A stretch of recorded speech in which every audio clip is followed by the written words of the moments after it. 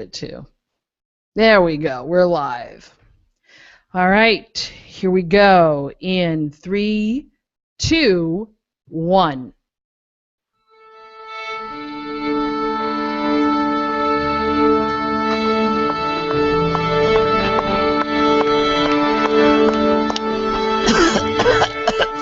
Hello? Are you ready? Yes. Then we'll begin. It's all about music in the Roman Catholic Church this time around on the podcast, so get ready. Believe me, none of us will be at a loss for words. So here we go, another Palindrome episode as well. It's Monday Morning Catholic, episode number 121. 6:30 Monday morning.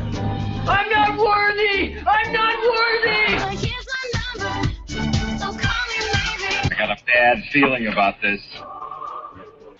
Well, isn't that special? What would you do with a brain if you had one? The voice of the people cannot be denied. Houston, we have a problem. Do you hear what I hear? Could it be Please proceed with extreme caution. It's good to be alive right about now. Stand by to receive our transmission. Yeah, hopefully that new intro is still growing on people. We kind of like it. I see them all laughing at the same. You would think they'd know it by now, but they don't. Good morning, good afternoon, good evening. Welcome to another edition of the Monday Morning Catholic Podcast. I am your host and moderator, Joanne Mercier. And yes, as I said, it's a palindrome episode. Remember, numbers front and back are exactly the same. That's what that means. And for this episode, we have a different configuration yet again. I am not alone. Thank you, Jesus. So, he's back after being away for a while, and we're glad that he is back with us. Jason Herview, St. Brendan's in Riverside, Rhode Island. Good morning, Jay. How you doing? Doing very well. Glad to be back. Yeah, glad to be back, and I guess we're going to plug some of your other stuff later on, because that's what we do here. We plug everybody's good fortunes, and we will do that coming up. And then again, another one who's come back from a month-long trip from wherever she went and decided to go. That's Linda Reed from St. Thomas in Providence, Rhode Island. Good morning, Linda. How you doing? Good morning. I am so glad to be home. Yeah, she got back for 3 weddings and a funeral, or is it 3 funerals? No, 3 funerals and a wedding. Oh, yeah. It's the opposite. Sorry. Yes. And we always love having her back when she can get away from the grandkids. That's Nancy Smith, St. Teresa, St. Christopher's in Tiverton, Rhode Island. Good morning, Nancy. How are you doing? I'm very well. Good morning, everybody. I'm the 3 weddings and the funeral. Yes. That was my weekend, 3 weddings and a funeral. I knew somebody was, but I couldn't. Wow. Yes, that was me. I'm still recovering. How did you squeeze 3 weddings in one weekend? Well, the funeral was at 9 a.m. Saturday. The wedding was at 11 a.m. Saturday. Oh. Go to the other church, 2 o'clock in the afternoon, then weekend masses start, and then 2:30 Sunday afternoon. Oh, God. Oh, Nice. man. Oh. Which is why I took my day off at the beginning of the week. Yeah. Blame her. Gee, Good grief. Yes. So, yeah. But I'm here. I've survived. Good. I don't want to do it again. So. No. Yes, and I survived being alone last week. I just love it. Because Yeah, I feel like well. I'm drone on and on and on, and I don't want to do that. You had the info, so. Well, that was it. I as they all said to me, well, you've been to the workshop. That's right. But we may come back with more practical tips in a future episode. So if you're still looking for more wedding information, we'll be here. We'll try to do it all for you. A couple of housekeeping tips. I don't know how this is going. We just found out before we started recording this today. And today, for those of you who are going to hear this later on, is August 18th. We just found out that Hangouts, Google Hangouts, is now going to merge with YouTube Live. I haven't the slightest idea what that means yet and how that's going to impact how we record the program on video and even audio at this point, because everything's sort of tied together. So, and of course, they're only giving us till September 12th to figure that out. So, believe me, I'm not happy with YouTube right now, or Google, because they need to give us a little bit more lead time for this. But they don't, and I know that that's the moniker of all this modern technology. It's like, oh, well, we're done with this, so we're just going to move on. Joanne? Yes? I don't have a visual in the upper part of the screen, and I don't know if that affects anything or not. Do you guys have her visual? Yeah, I'm here. Okay, all right, then it's on my end. That's all I wanted to make sure. And we see you, lovely. So you're okay. Good. Yeah, see, again, we were just talking before we started, too. Jason can't find the toolboxes for Google Hangout anymore. Nope. His computer. So these are things that I know when they start to dismantle, technology, this goes away. Things just start to disappear. So as long as they don't disappear during this podcast, I'll be very happy. As long as they don't. That's the truth. As we're doing it, I'm okay. But this also brings up the topic that we have talked about in the last couple of episodes, which is monetization of the podcast. And I think because encoding and all of that is going to cost a little bit more money now on our end, and I've been funding this thing, and I'm not going to sound like I'm wah here. I know that. No, this isn't going to be poor me. I'm not doing one of those. But this is my, I'm the technological person behind this, and it's costing me money. So I'd like to recoup a little bit of that and do it this way. It's Patreon. Patreon is a service that if you would like to contribute, it's better than trying to say, here's my PayPal account or something. Yeah. If you'd like to contribute, you set it up, you say, I'm going to give you $1 a show, for example, as long as you only do 4 shows a month. Because some people can do, if you're getting $1 a show, oh, wow, I'm going to do 12 shows a month. No. It can be $1 a show for like 4 shows a month, and it's taken out of your credit card every month, and it's painless. Some people also like to do a one-time tip. They'll throw $10 in the jar every once in a while and say, here you go. You can do that also through Patreon. So next time around, I'll probably have all that information so that people can learn how to do this. This is something that other people have been doing. They've been doing it successfully. Right now, the StarQuest Production Network, Father Roderick and company, they make $1,500 an episode because of their shows, because that's what they've got, people who are just all over the world contributing. I don't think we'll see that. That's not going to happen. That's just not going to happen. So what I'm just going to look for is anything that can help us defray the cost. Because going over to YouTube Live, for example, I just had to buy an encoding software. Or we'd have a big watermark in front of our face, during the podcast, which I don't want to. Improvement in my case. What? I said it could be an improvement in my case. Oh, stop. Stop it. Stop. No, but I don't like those because I don't want to advertise for anybody else either. Yeah. I'm not into advertising. Okay, so this is how it's going to work. More coming up. So if you feel inclined to help us in our little show, if you get value for what we give out here on Monday Morning Catholic, then if you can spare $1 or $2 every once in a while, we'd appreciate that. We're not going to go off and have a party with it. We're going to pay for the website. We're going to pay for the domain names and any other software that's going to cost now in this conversion over to YouTube. So that's my 2-minute commercial. That's about all I'm going to say on that. So I'll go away now. Anyway. See, they still haven't heard all the new stuff.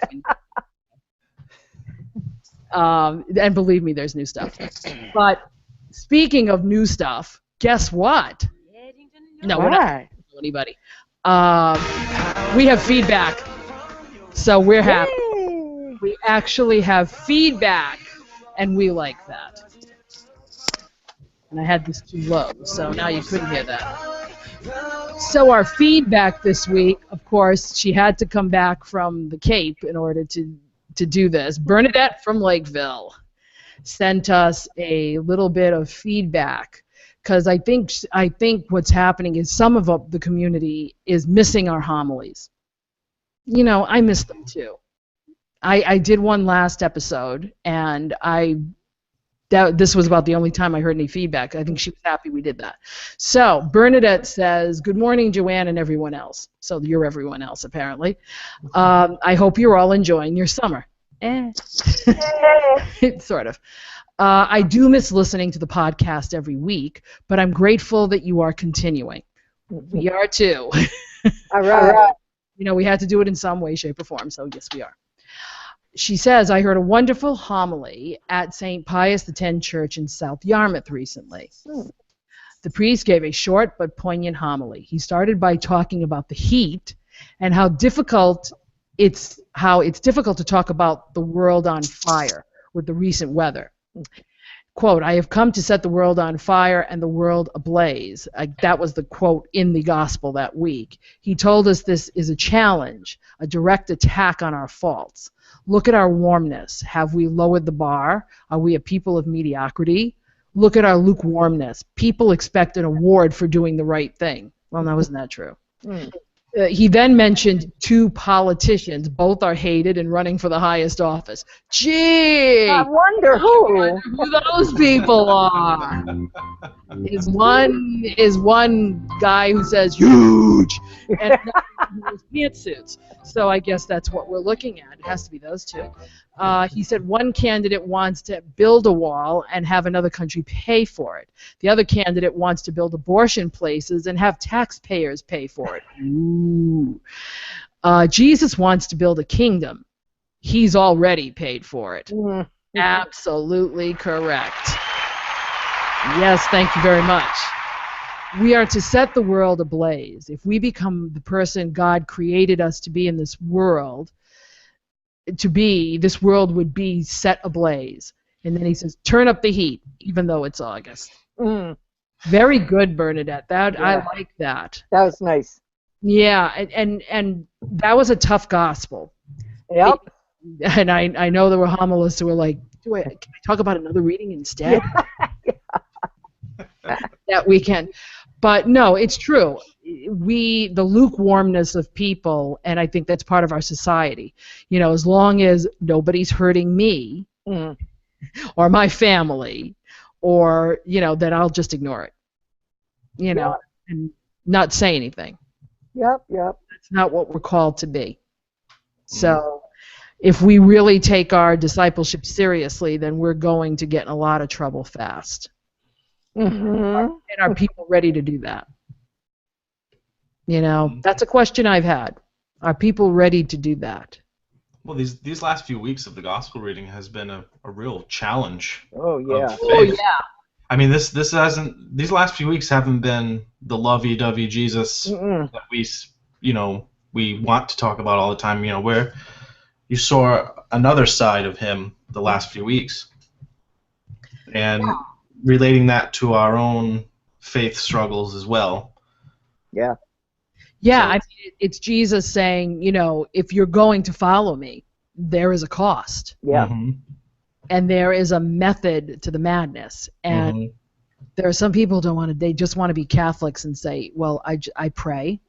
Yeah. And I give money and I don't get involved. Yeah. You've got to get involved. And I don't know what that means. Something different for everybody, but you got to get involved. It's a full contact sport. Right. Catholicism is a full contact sport. You know, so you've got to do it. So thank you, Bernadette, for the feedback. Yes. We appreciate that. We hope that others will join her in her feedback. That would be that would be nice. See, the thing is, they're all on summer vacation. Yeah, well. No one wants to write me any feedback or send anything, so please, come on. Especially since we're going to be looking for your help We put out the survey already, and people did respond to that. And in the last episode, I gave you some preliminary results of the survey. But still, we still have more, we've got a lot more people who could answer this survey. So we're going to put it up again on Facebook, put it up again on the website. Please, it takes actually 2 minutes. Literally 2 minutes to do this survey. So please do it. And we're also asking you for your help. Give us a topic. If we're upcoming podcasts, we'd like to have some topics from you because we want to address things that you're looking for. So please, you can send that to mondaymorningcatholic@gmail.com. You can put it up on the comment box on mondaymorningcatholic.net. You can put it in the visitors post section on facebook.com/mondaymorningcatholic. Or But here's my number, so call me, baby. you can call us on that lovely voice feedback line that no one uses. 774-955-0659. I'm sorry, but all questions must be submitted in writing. No, they don't. Put it in writing. Okay? We'll take the I voice. thought that was you, Jay. Yeah. I'm sorry. All questions must be. See, they don't even know the new stuff I have yet. So for a while it shows up, and they all sit there and go, "What's she doing now?" Okay, so let's get to the heart of the matter this time around. This time on Monday Morning Catholic, the buzz is the current state of church music in our parish. Yes, really, and in the future. All right, so the ground rules are, because there must be rules. The ground rules are, if we're using examples, no names, no places. Of course not. We all have them. But let's be kind, because in our ranks, there are both the professional and the volunteer. Both the highly educated and the ones who are flying by the seat of their pants because Father asked them to do it. Yep. So we want to be as kind about this as possible. On the other hand, there are certain, guidelines that we are given that we hope everybody gets a chance to digest and educate themselves with. Yes. So that's the kind of thing. If you want to know more as far as documentation, all of us, and I think I can say all of us, have read Sing to the Lord, which is the revision of the original Music in Catholic Worship that was put out after the Second Vatican Council. It's called Sing to the Lord now. I'll put a link to it. There's a PDF you can download for those of you who want to take a look at it. This is what all of us go by. We have read this document. We don't have it committed to memory, but... No, but it's fairly readable. I mean, it's not your usual church speak. It's user-friendly, yeah. Thanks be to God. It's user-friendly, yeah. Yeah. It's not in Theo speak. Yes, it's not encoded. Oh, please. But it's something that we've all used as the basis for what we do as music ministers. And I'll include myself in this because I'm still subbing for people. So I can still call myself a music minister at this point. Of course. Absolutely. But let's take a look first at the current state of affairs. Okay? All right, it's all over the place. Yeah. Okay? And to a certain extent, that's okay. All right? But you have to know a couple of things. One is everybody's definition of traditional and contemporary is different. That's right. Mm-hmm. There is no... Traditional to some people is chant. Traditional to other people is, "Here I am, Lord." Yes. And on eagle's wings. Exactly. Okay. Just depends on your age. It depends on your age. It depends. Now, here's a good story. No names. Subbing in a place, and the director had picked out a favorite song of mine. It happened to be. I don't think the person knew it was one of my favorites, and it was a favorite song of mine, a particular Michael Joncas piece. I won't go saying what it is because then that gives away a lot of things to a lot of people. But it's also, just to look at the three of you, it's not one that you might think. Okay. Okay, and it happens to be one of my favorites. So I get there to play, and the young cantor, who is under the age of 25, says to me, "Yeah, I don't know why the director picked this out. It's one of the schlockiest things I've ever sang, but I'm doing it because they asked me to." And I went, I really like that piece. It was one of those moments. And she cowered and walked away. No. Did not. Cringing because you were in her power as the Did pianist. not. No. But it was one of those things where, think about it. I mean, the piece is a rather early Jonkus piece. And it's very romantic sounding styling. And Is it a 3-word title? It's a 3-word title, and it's a song. Okay. I know. Let's play Guess That Song. Okay. I Bigger think I than a know bread what it is, box. but keep going. It's bigger than a bread box. It's Yeah. bigger than a bread box. No, but it's just one of my favorites, and I hadn't played it in a long time, let alone sing it in a long time. And I was just so happy all week practicing it. Yeah. Wow, this is really cool. This is cool. And it was just like I just sat there and said, music is subjective. Yes, it is. It's subjective, and I can understand her looking at it, because she really sees music differently as a 25-year-old and as a 57-year-old who's been through. I gave her a little history. Yeah. That well, here's where this piece came out of and why it probably means a lot to people of my age. Yeah. And I hated using that line. I know. But I didn't have a choice. But you're of that age, so you can. Exactly. And thus we come to the issue that we're talking about. Yes. Because when you said, and to some, "Here I am, Lord, and on eagle's wings" is traditional, I had never thought of that until you just said that, and I'm going, okay. So yes, I'm hearing new stuff now too. To a lot of people, that's traditional. Absolutely. And I never thought of it that way. Because that's what they grew up with. Right. Absolutely. That's what they grew up with. Yeah. And so, like everybody's taste in music, everybody's definition of traditional and contemporary is different. Right. So in a way, you can kind of see a point of view of, let's just have one kind of music and be done with it. Yeah. But on the other hand, one kind of music might do it for these people, and another kind of music might not. So it's the same. I think it's the same thing as the blacklist. Who's going to put something on the blacklist? Now explain that, Linda. Some people don't know about the white list and the black list. Well, a blacklist, and this is hypothetical, people. There is really none, except if a bishop sets one up in his own diocese. Which is happening. Well, yes, it can be happening. But a blacklist is, I never want to hear that song again. Don't ever use that song. Now, that might be very upsetting to some people who find very deep prayerfulness in a particular song. So it's very.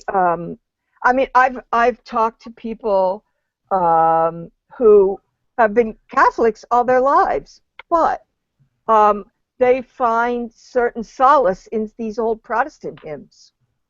That's yeah. Like In the Garden or something. And that's Catholic. That's what I mean. they find solace there because they've heard it and they like it. Mm-hmm. So, I to say there should be one style over another style, I'm going to say this and then I'm finished. Okay. I think it's up to the music minister in his or her parish. First of all, to know his or her congregation. That's true. To know what works for them, what enables them to pray. and then use it, but not to the exclusion of something else here and there. Let them have a taste of something to try and broaden their horizons. Okay. But don't slam the door on any one kind of music because you think it's beneath you. Yes. Amen. Amen on that one.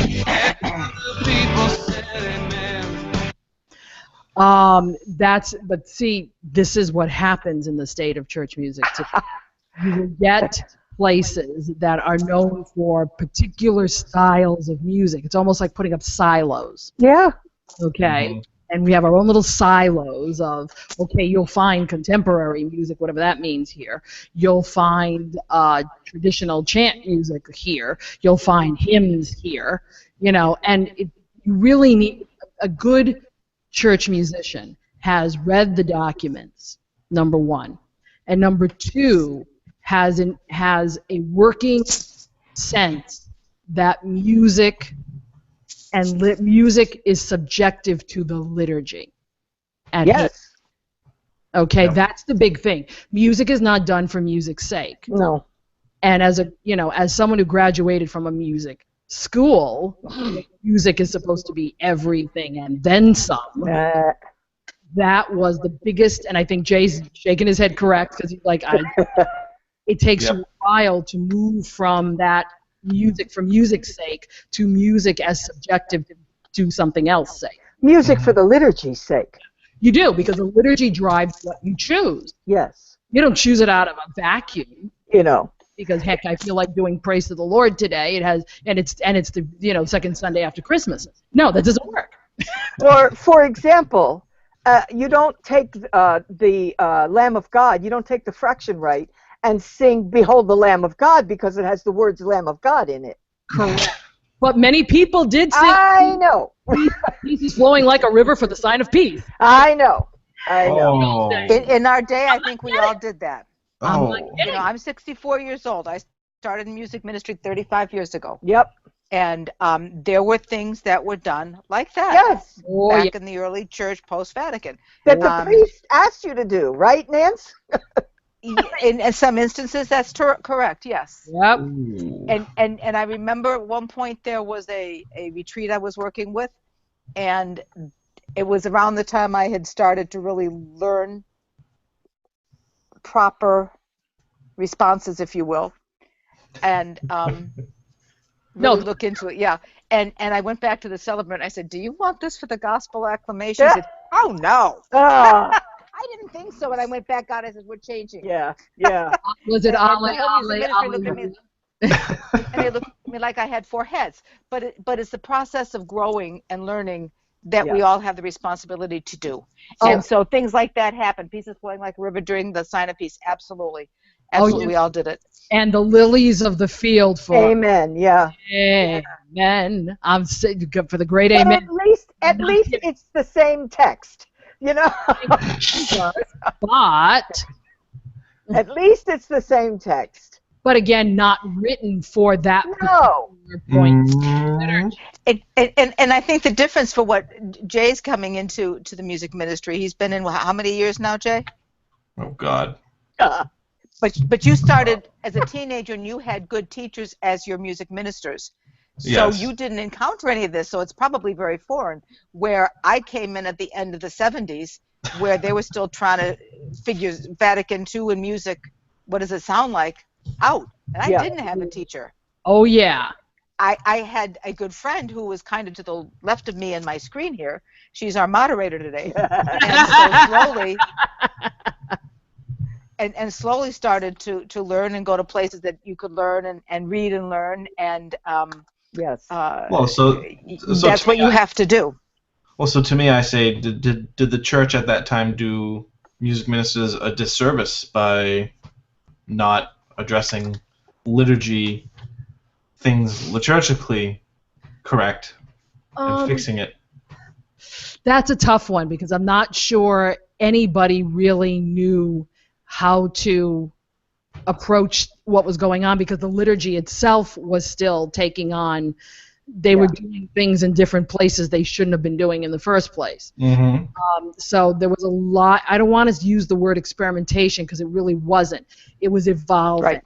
It was all in the exuberance. Yes, there's a that good. followed the Second Vatican Council. Right. Because the clamps, so to speak, had been removed. Exactly. And we could do Mass in English. We could sing hymns. We weren't tied to Gregorian chant. The priest turned around and actually looked at us. Everybody was so, that there was just a lot of stuff going on until. And go ahead.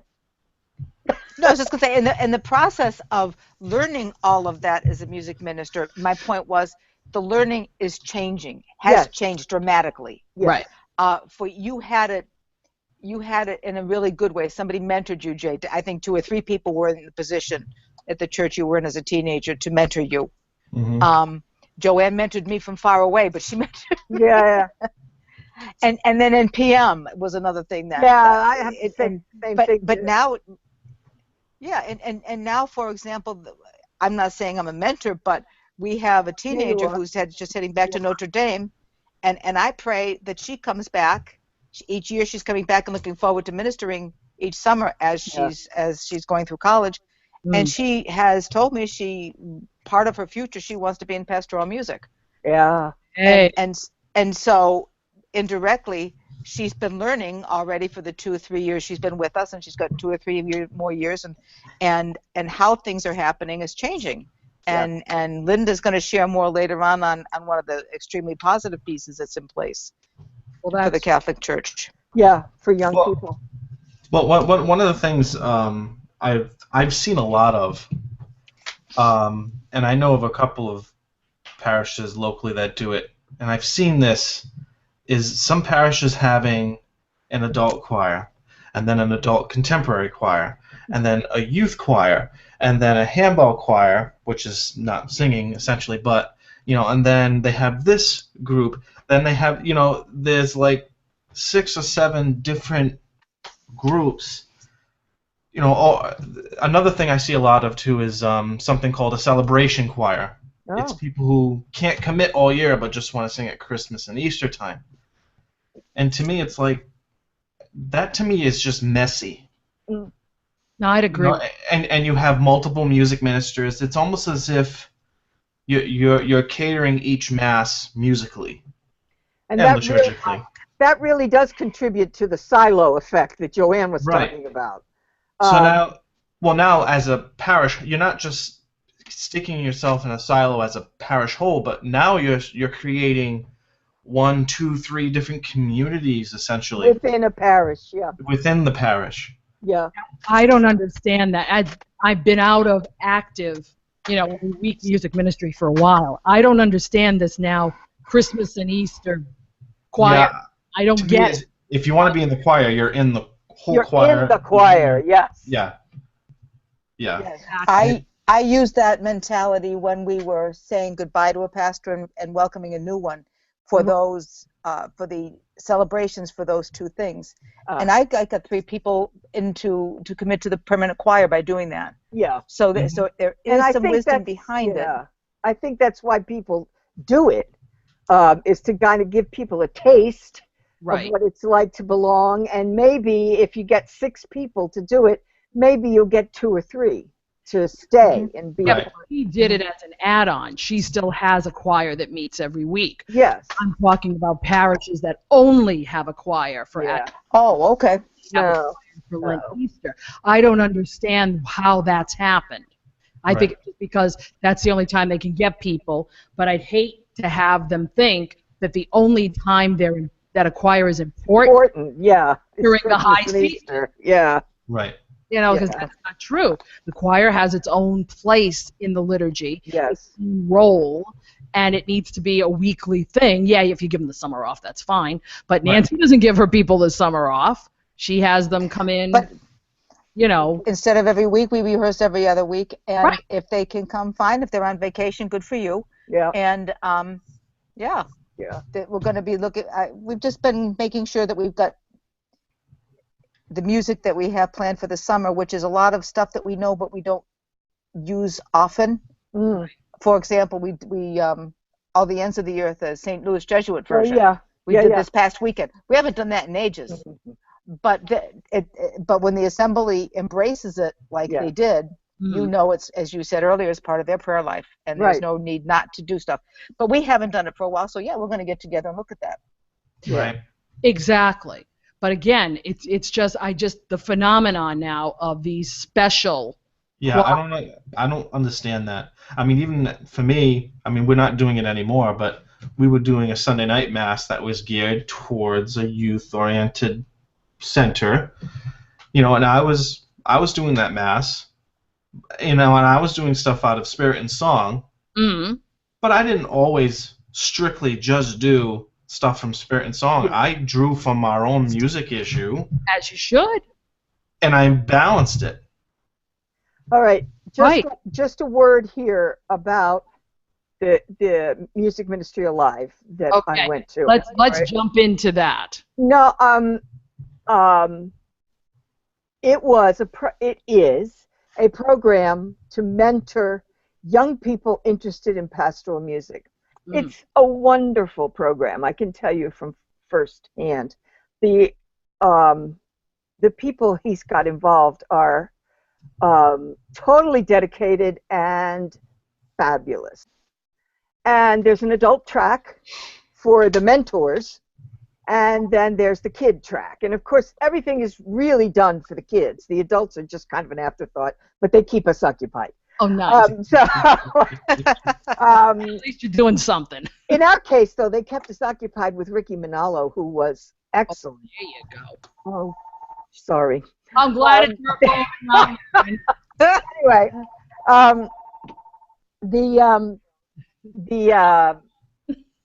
the program, all week long we did music, morning prayer, evening prayer services, mass. Never once did we use praise music. Yeah. And the kids did all the liturgies. The grown-ups just attended. That's what I want to hear. The kids did all the liturgies. Not once did we use praise music. Now, we used some really unusual things. Uh-oh. Now, this was not Mass, all right? This was a call to worship for morning prayer and evening prayer. And it was a Native American Lakota chant. And I thought it was marvelous because as soon as that drum started beating, everybody moved into place and stopped talking and were ready to go. It was a wonderful thing. But what I'm saying is the music that was used was plenty contemporary. I mean, sometimes it was written for Music Ministry Alive that year. Tony Alonso wrote a piece for that year, and he was there too. Lori True wrote a piece for that year, this 2016. So you want to talk about contemporary? It was contemporary. It just wasn't this praise band stuff. Well, you repeat the same thing over and over again. The praise band stuff has grown out of, I believe, Life Teen. Yeah. Not that I'm against Life Teen's theological bent in general, because they're getting kids, they're getting kids into the Catholic Church. They're getting them excited. They're giving them scripture. They're doing the whole 9 yards. It's just that they're using a music that is foreign to what our liturgical rhythm is, and trying to insert it into the liturgy because they figure that's what will get the kids excited. And I sit there and I go, crap, David Haas was playing this stuff 20 years ago. Yeah. It's the same stuff, and it's a lot more theologically sound at times than this stuff. I mean, awesome God, folks, really? Seriously? And some other stuff. And you're not going to, when they graduate from being a teen, if you will, whatever that ends up being for each person, that's not their going to be their experience in church. Exactly. Oh, they may go to a college that might continue some of that. Yes, but sooner or later. Right. Once they get back to the parish, it's like, here we are doing something different. And that's where the disservice is to them, I think. It is. It's the same disservice as using kiddie songs for, the first grade. Oh, let's not go there. No, honestly. It's the same. And that's a whole other show.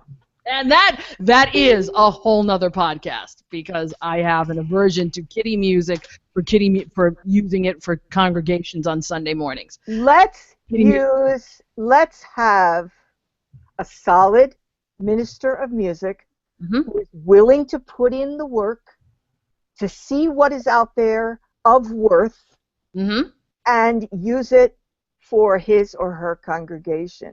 There you go. Everything that's contemporary is not good. Right. Everything that's traditional is not good. You gotta have some kind of discerning, and that's the job of the music minister. Right. That's the job of the music, and that's why we all go to these things in the summer and come home with books, and we look through books and octavos and to see, if is it worth it learning a new setting of Psalm 63, or is the one we know just as good? Right. Or just another version of Psalm 23. Yeah. Oh, yeah. 15,000 different versions. There's got to be a million of them. So, no, you're right. That is the job of the musician. The problem is, again, in our parishes, just like in society, music is not held in high esteem unless you play a guitar or create a music video that makes $1 million. That's the issue. They don't sometimes if you play guitar, you're at the bottom of the barrel. In the church, yes, unfortunately. Yeah. But it's one of those things where, kids see music as their favorite, their favorite people. Taylor Swift, Jay-Z, people like this, Ariana Grande. They see these people and they say that's real music. Not really. Did I say that? Yeah. Half these people are singers that sing somebody else's music. I will say Taylor Swift does write her own. She's a better writer than she is singer, in my estimation. I think she writes smart. She writes really. She's got real good hooks that apparently are appealing to people. But her own voice is a little lacking. But she makes up for it with auto-tune. But the thing is, though, am I saying anything wrong, Jay? There, am I saying anything out of tune there? But they think that's what music is, not what we do. But that's because that's what they listen to, and that's another reason why it's so hard to get people to come and sing in church. Right. Because the secular world now listens to music. Right. They don't make it. Exactly. No, you're right. It's understanding what music is ultimately supposed to do for you in the liturgy. It's supposed to be another form of prayer. And when we look at it, when we get tangled up, I guess I should say, when we get tangled up into, well, that doesn't really sound popular enough, or I highly doubt your average parishioner has David Haas on their iPod. No. But coming into, the space and understanding that music is prayer, if we just had a better understanding of that as a church, I think it would change people's views dramatically. But there might be some parishioners who have Michael Crawford singing on Eagles Wings on their iPod. That's true. Yeah.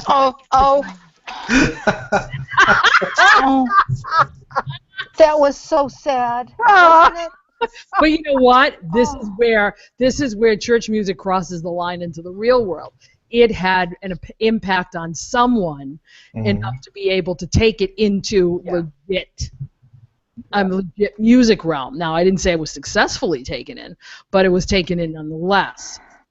You have a beautiful song and you've got a beautiful singer. They don't necessarily go together. No. But what music should do in our liturgies, they should at least be humming it on the way out the door. Yeah. You know, we've done our job if they're humming at least one thing, Yeah. one earworm in their head for like, even if it's 10 seconds out the door. We've done our. I have a quick story that speaks to that, and it speaks Go to ahead. the youth. At the church that I was at previous, we had meetings now and again with staff and parish council and stuff, and unbeknownst to me, the pastor was going to bring up the music. And what do people think of the program? And yeah, I just kept my head down. I didn't know what was going to come. And we had one of the ladies who he thought highly of raise her hand, and she says, you know what? She says, I've got a teenage son. He's 15 years old. When he gets out of the shower in the morning and he's singing music from church, we've got a successful program. There you go. There you go. Works for me. Yep. I also keep an eye on the kids. I have a friend who said her two, at the time they were like 8 and 5, were out in the sandbox singing a refrain that we had how cute. Done.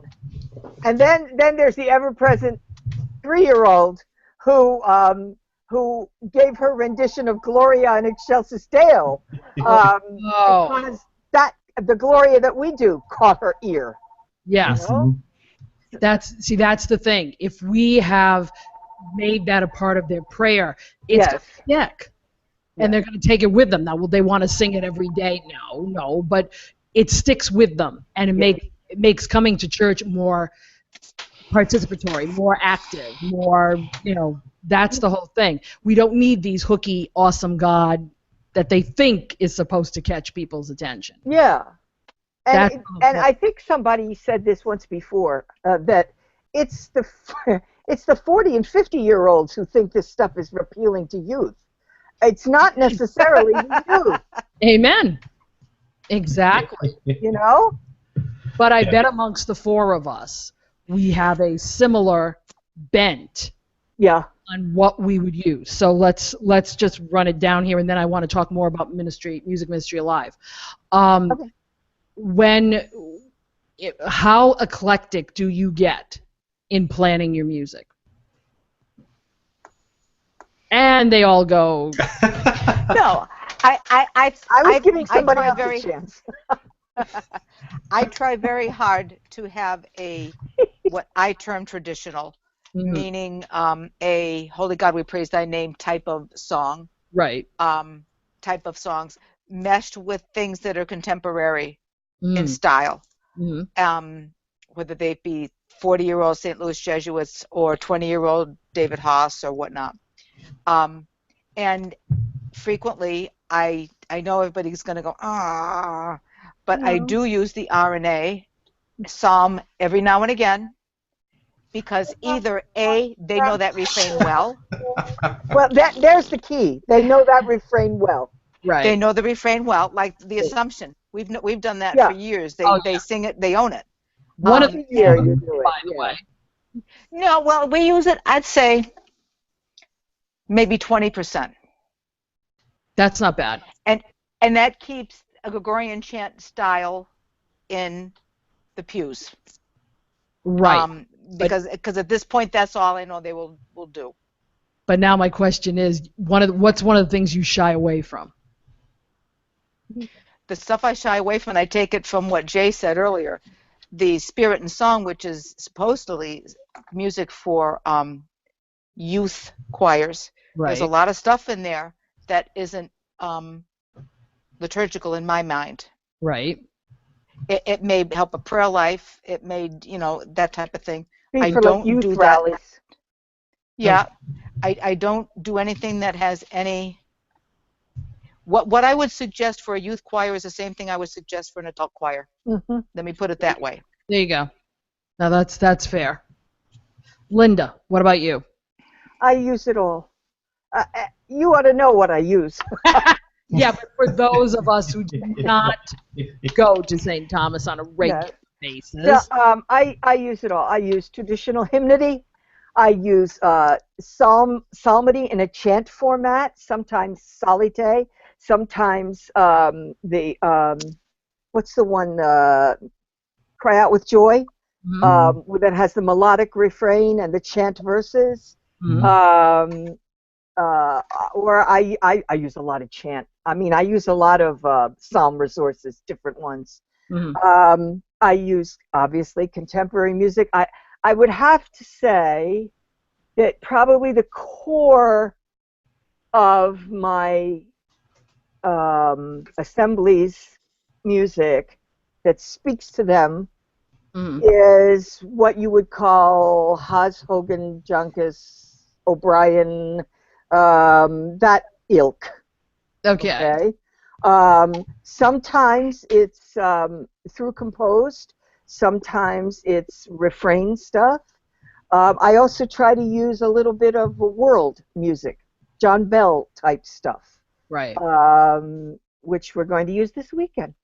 So there you go. I'm actually going to Mass there this weekend. I really try to use a little bit of everything except praise music, because I don't think a lot of that really has any bearing on the liturgy. Okay. Jason? Yeah, I would say I would throw myself into both of those. I'm someone who definitely likes the use of hymnody. I think it's an important piece because there's some beautiful hymns. Same thing with the Psalms. Since I've been at St. Brennan's, I've been using Cry Out with Joy, but I started to find that works best for the community. They respond. They respond to that. Right. You know, I was finding, in my instance, I was finding some of the Psalms for the church year, for instance, some of the refrains that tend to get a little too long, like a lot of the the long phrase repeated. Oh, okay. Style, like Psalm 145. I mean, my congregation knows that very well, but I'm just saying in that kind of thread, you know, it tended to kind of get long-winded, whereas when I started using Cry Out with Joy, I was getting a better response. You know, and it just so it fit for them. And same thing, contemporary. You know, I would mix contemporary, praise music. I mean, I was using Spirit and Song because we were doing a youth-oriented mass. The only time I would venture into a praise style song was typically for the closing song at the end of the mass. But there's actually some pretty decent things in there that are not that bad, that may be beyond most of ours, maybe our tastes a bit. But it's definitely, a lot of the stuff in there is pretty usable. In fact, I actually found some of the communion songs that were written in there actually really, really, really nice. But again, as we've been talking, it's all about our own communities. Where are they at? Yeah. You know, if they if they can keep up singing, you know, Your Grace Is Enough, say, then that works in that community. Yeah. You know, it might be a stretch, when I was hesitant. Yep. When I was hesitant about Spirit and Song, I've heard people say, well, if it's Spirit and Song, you can use it during liturgy. Well, no, not necessarily. Not necessarily. So, but in the hands of somebody like you who knows what could and should be used, that's no issue. Right. Yeah. Right. That's my point about discernment. Yes, exactly. Discernment is key. Because you have to have a good musician who can think this through. And that lovely sound is... Oh, Socks. Yeah. Go ahead, Socks. Your favorite person is home. Aww. So she's happy that her favorite person is home. Daddy! Yes, you can go be with her favorite person at the moment. Leave him alone for a minute. That's funny. No, it is all about discernment, and a good musician will be able to sort this out. My last question on this piece for all of you is, and what about Gregorian chant in Latin? All right. Nice. You know. No, I have no problem. I mean, sorry. Go ahead. No. I mean, there's some Gregorian things that are fine. People use them. It's part of our heritage. I find, again, I'm going to be very careful here. I was at a liturgy recently. That was overloaded with Gregorian chant. I mean, overloaded. Neumes and all.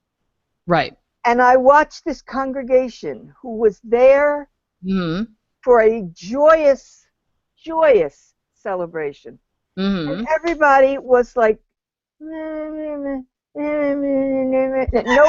knew what to do. The chant was so complex. Nobody knew how to read neumes. It was. Yeah, that caught me off guard because Linda, in full disclosure, Linda showed me the program. Yeah. Particular liturgy, and I went, heck, I haven't seen a neumes music school. What are we talking here? You know, and these are people. These are regular church-going people. Right. And even the bank of clergy that was there didn't know the chants. There you go. See, everybody sat there through. They all sat there through the Gloria, going, huh? You know, everybody's looking at everybody else. Even I have an idea what's going on here. Oh, what was I going to say? Yeah, Linda shared this with me, so I know what she's talking about. And it's very sad because it was truly a joyous occasion. A joyous occasion. And the most joyous thing that was in that entire liturgy was Thaxted. And I mean, those of you who don't know what Thaxted is. Thaxted is a hymn tune. Hymn tune, God beyond all praising. Right. Okay. Oh, well, that's a given. Well, what happened to the saying full active conscious participation? Yeah, well, they decided that they didn't need that, evidently. Evidently, only a few people were able to be actively participating in this particular exercise. And very few. But see, that betrays a theology. Yes, it does. And it betrays a theology that has been sort of molded with the advent of Vatican II. That is a pre-Vatican II theology. You hate to say that. Yes, but it is. But what it has done is that it's given chant a bad name. Yes. People take it and use it to harken back to an older time when things were simpler. And I'm going to start quoting the American president again. Yes. You know, when things were simpler and life was easier, and you know, and everything was, you know, the church had the answer for everything. Okay. But there's simple chants that can be utilized. Well, for example, there were two pieces that come to mind that when I was doing this weekly, I would use these two pieces. One of them was Daniel Cantor's Ave Maria. Oh, yeah. Okay. We do that too. Right, where you use the actual Gregorian chant Ave Maria. Ave Maria, yes. And then you sing a contemporary Hail Mary. Over top of it. Over on top of it. Yeah. It's very pretty. It's a good use of both. Old and new works well. The other one I think of, and I know it's one you use too, Linda, but you don't use the Latin, is Schuette's Holy is God. Yes. Or Holy Thursday. But we sing it in English. We sing in English. Right. I would use the Latin because, again, that is traditional to Holy Thursday. It's been used for centuries, you know. So, but the congregation gets a great Holy is God refrain. Yeah. Refrain that really, you know, they can clamp onto. So these are things that, you know, when used well, can continue the tradition, rich tradition of chant that we have. I just don't like it when people hijack it for an agenda. Yeah. Did I say that with my outside voice? Yes. Mm-hmm. Hijack. And we all know that that happens. Right. So there you go. But it gives, but you know, to quote Bon Jovi, it gives chant a bad name. Yes. Yeah. Yes. I mean, that's and the thing is, chant is a very rarefied form of music. You need to be trained in how to sing it. Mm-hmm. It's pretty. Congregations, by and large, are not really massacre it. I mean, They can. you know, I mean, I'm just thinking of my situation. Okay? Right. Right. You know, I could probably get away with doing like "On stay." And they'll do that. Peccato mundi. They do that. I didn't want to do it too close to some other things, but they do something simple like that. But to do the whole Gloria in Latin while everybody stands there and looks around, no. Don't think so. One of the things that I have been thinking about is I want to introduce a new mass setting. And ever since the Roman Missal, the revision, I have been considering the chant. It's not bad. And I'm still not convinced it's a direction to go. I'm still in discerning whether that's something my community would do or not. Would they take it? I don't know. But it would be something that would be good for them, I think, to learn. So. Well, I'm probably not ever going to do that. And I'm not saying I am. It's something I'm thinking about. So. Yeah. I'm not saying you shouldn't either. I'm just saying it's probably something I wouldn't do because it's really hard to make sense out of that with a guitar. Okay. But is it something they can do? Stop, please. Yes. We just had a very funny thing happen. Okay. We lost Jay. No. You all disappeared on me. Oh. And I kept talking, and then all of a sudden, I got rebooted, and you started talking about something about a guitar. Oh. No idea what's going on right now, and I just. I had no idea what was going on. YouTube has already taken over, Julie. Yes, it has taken over. Be surprised. Darn it. Now, Nancy was talking about wanting to use the Roman Missal chant, and I said possibly teach. Yeah, it would probably not be something I would use because it's kind of difficult with a guitar. It would be, yeah. That would have to be done with your tone chimes. It would have to be done. And we already do mass a cappella during Lent. Mm-hmm. We already do the mass parts a cappella, so I really don't see. But I think the Roman Missal chants are still a good thing for a lot of assemblies too. Yeah. Because number one, we were all asked to do it when the Roman Missal started, so that when we get together in places where somebody wants to do that, nobody's left out. So exactly. I get and I understand why that was happening. So the creative thing, I think, would be for places like St. Thomas, who doesn't have, guitar just doesn't make it for that. You use the tone chimes so well that would be a perfect, place to be able to use the tone chimes, and it would sound actually very pretty. Yeah, maybe, but I'm not sold. So, and I'm not the musician there, so there you go. So anyway, Linda, please tell us a little bit more about Music Ministry Alive and very quickly what's coming out of that and how we can help support that in our own parishes if we can. What's coming out of that is there were over 100 young people there from the ages of sophomore in high school to junior in college. That's nice. The age range. Loaded with talent. A lot of them were loaded with talent. There are tracks for all kinds of ministry. Cool. Cantor, vocal, organ. For cantor vocal, they had Bonnie Faber and a couple of other people. For keyboard organ, they had Lynn Trapp, for crying out loud. Wow. Yeah. Going to the other opposite end of the spectrum. Yeah. They had Steve Petronak for guitar. They had somebody for percussion. I forget who. Also Jaime Cortez for guitar. There you go. For Hispanic guitar. They had a track for kids that wanted to learn more about the liturgy. Mm-hmm. So it's whatever. They even had a bassoon player. So Wow. yeah. So Gorgeous.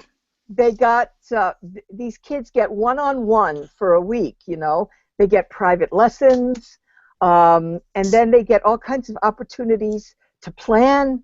Not only one mass. There's only one mass all week, and Father Ray East, of course, is the chaplain, and he presides at all the morning and evening prayers and everything, and he's just marvelous.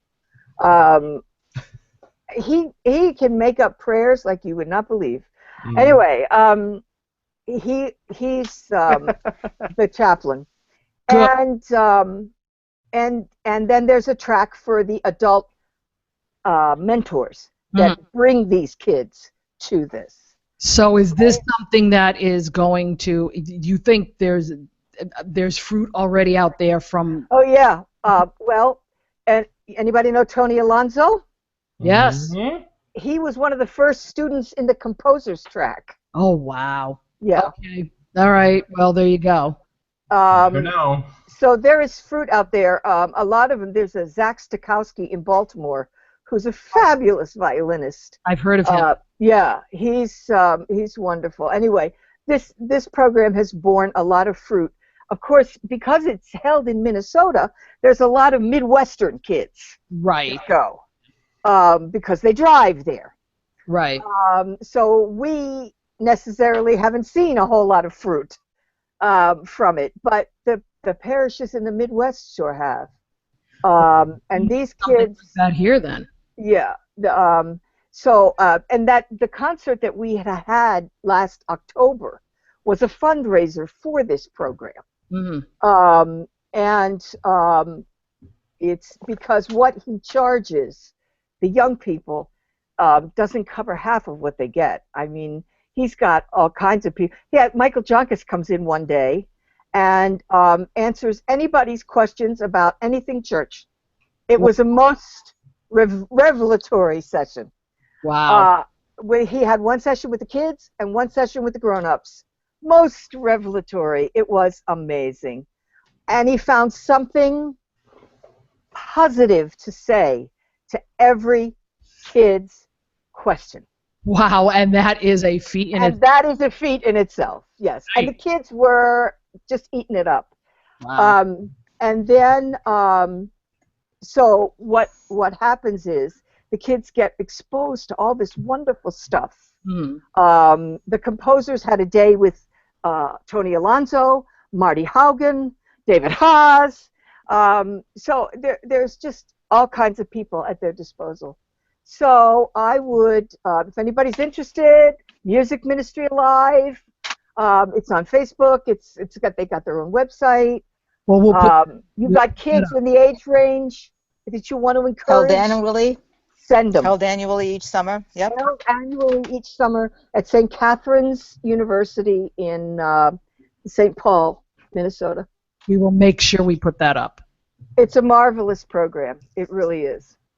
David Haas says it's the best thing he's ever done with his life. And he's done a lot. So that's saying something. Yeah. All right. Well, we're going to move quickly into the last thing that we do here. Oh yeah. I got about 3 minutes before grandson's gonna bust through. All right, the there door, you go. And it kind of dovetails into this whole business of music. In the Voice of the People this week on Facebook, or the last 2 weeks, you all decided that the article on Guess What Church Hopping Means was the one that caught your eye a lot, talking about church hopping, people going from place to place, and when a new pastor comes in, well, they get out of town with him and go someplace else, and what kind of loyalty, isn't a church anymore. But I'll tell you, and tell me if I'm wrong, one of the things that contributes to church hopping is music. Usually music, preaching. Yes. And sometimes that's 1, 2, and swapped. Yeah, and swapped back and forth. Yeah. Or somebody has invited them and taken the time to nurture Well, Nancy ought to go first since she's time constrained. Go, Nan. I will go from personal experience in the area that I minister in. We have a new pastor of 3 years, and the old pastor was sent to a parish right next door, town right next door. And but on the other side in the same town, we have somebody whose worship preferences are 180 degrees from where most of the parish is for the diocese. We have we have extreme traditional. We have help me, Joanne, the word that I want. What do you mean? We have the communion rail was put back up. I mean, everything is. That's extreme traditional.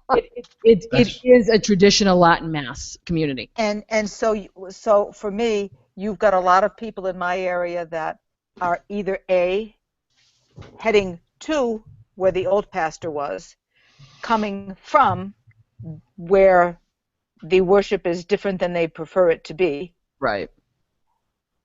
You've got the revolving door. Yeah, and hopping. Oh yeah, we have the Easter bunny all over the place. These people are hopping.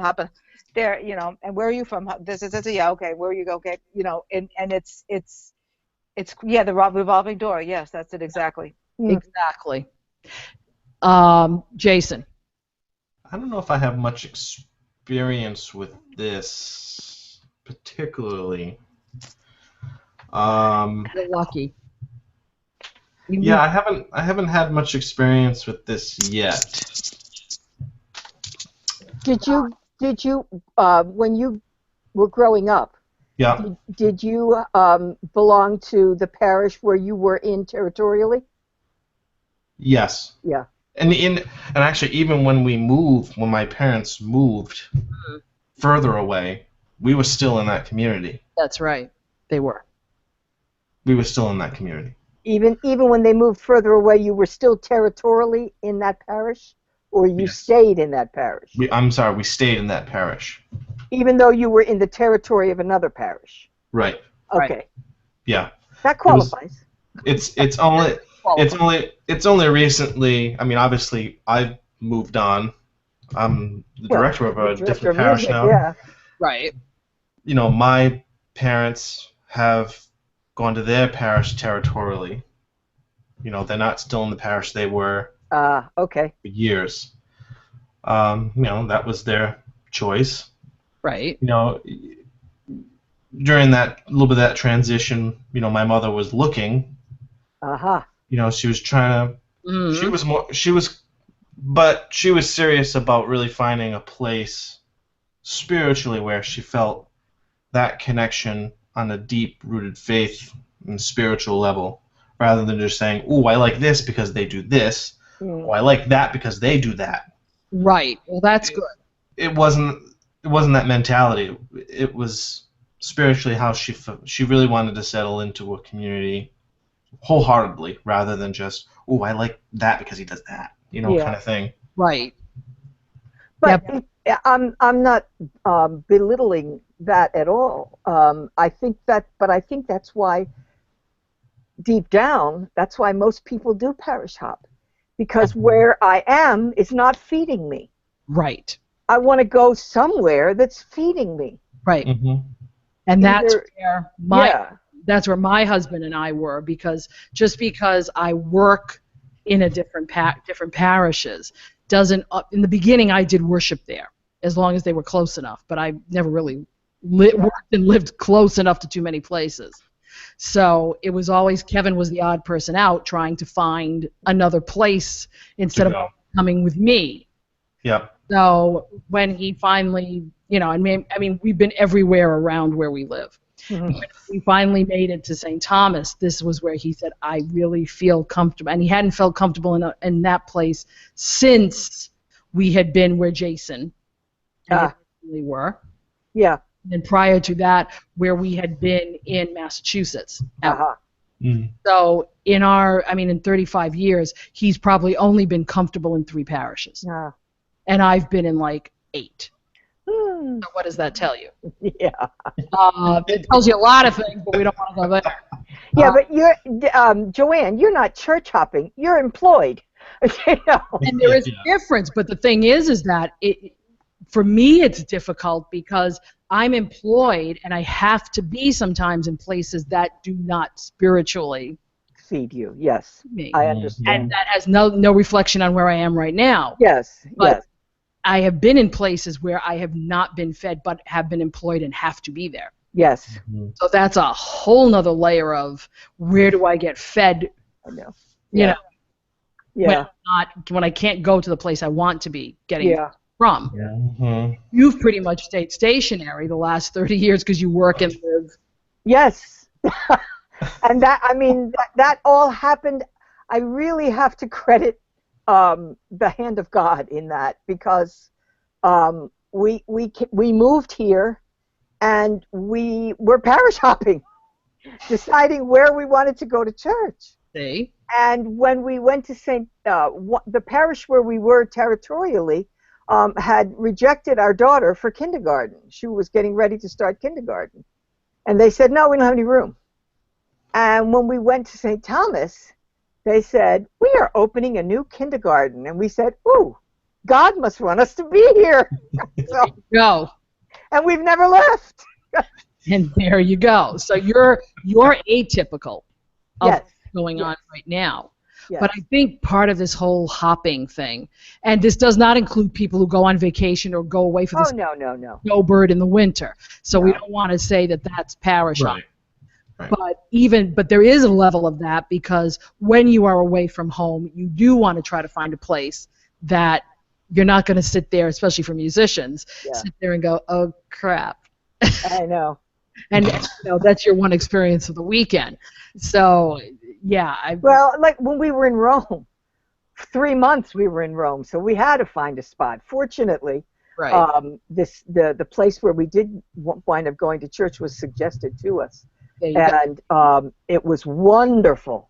It was wonderful. And a lot of people hop on referral. Yes. Their friends go there, so they tell others. And that's, I think, what parishes, especially now with the new evangelization, need to do is be that place that your friend wants to take you to. Exactly. Mm-hmm. If you become that place that people want to worship, that people feel comfortable, and that doesn't mean you kowtow to them. There's a genuine sense. No, there's a genuine sense there. Parochialness. There's a genuine sense of hospitality. That kind of thing. I think will start to curtail some of this church hopping, but it's going to take a while. It's going to take a long while, I think. We are hopping all over the place. Yeah, evangelization and hospitality, it's not easy. It doesn't come easy in some places. Yeah. Right. Exactly. So we need to strive towards that. So Facebook friends, thank you again for another, believe me, I didn't want to talk about church hopping, but it kind of worked out. So that's it. Well, worked out. I was hoping the other one would have done. Oh, come on, Joanne. We can talk about anything. That's very true. But I think we're done talking about it. I'm done talking. I got to go cook. For this episode. So please, if you have any podcast topics you'd like us to talk about for a show topic, like spend a whole episode on X, MondayMorningCatholic@gmail.com is where you'll get our email, MondayMorningCatholic.net. You can put it in the comment box. Facebook.com/MondayMorningCatholic. I'm getting tired. On the visitors post, or call the voice feedback line 774-955-0659. Thank you. Nancy had to drop out a little early because she had to go, and we all have to run too. But again, we are definitely going to be figuring out what Facebook Live, not Facebook Live, but what YouTube Live now means, and how that's going to change things with the podcast. So we'll keep you informed. We'll let you know, and I guess I'll be learning something new. So for Nancy Smith, Jason Hairview, Linda Reed, and myself, Joanne Mercier, thank you so much for being here again with us. If you're watching Catholic TV in the next week, August 24th, 2 new bishops are going to be ordained. It's always fun to watch that, so check it out. You might see something very new and different. So for all of us, thank you so much. God bless all of you, and as usual, ciao for now.